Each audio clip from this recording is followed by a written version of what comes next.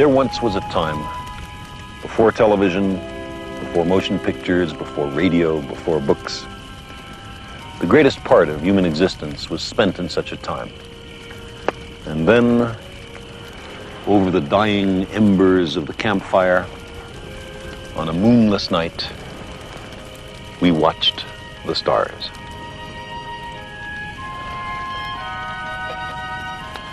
The night sky is interesting. There are patterns there.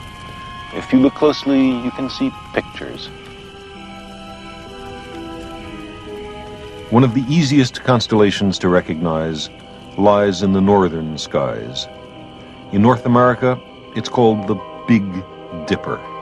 The French have a similar idea. They call it la casserole, the casserole.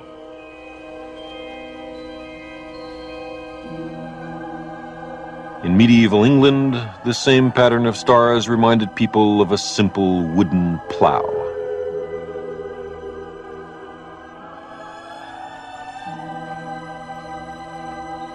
The ancient Chinese had a more sophisticated notion. To them, these stars carried the celestial bureaucrat on his rounds about the pole of the sky, seated on the clouds and accompanied by his eternally hopeful petitioners. The people of Northern Europe imagined yet another pattern. To them, it was Charles's wain, or wagon, a medieval cart. But other cultures saw these seven stars as part of a larger picture. It was the tail of a great bear, which the ancient Greeks and Native Americans saw instead of the handle of a dipper. But surely the most imaginative interpretation of this larger group of stars was that of the ancient Egyptians. They made out a curious procession of a bull and a reclining man, followed by a strolling hippopotamus with a crocodile on its back. What a marvelous diversity in the images various cultures saw in this particular constellation. But the same is true for all the other constellations. Some people think these things are really in the night sky, but we put these pictures there ourselves. We were hunter folk. So we put hunters and dogs, lions and young women up in the skies, all manner of things of interest to us.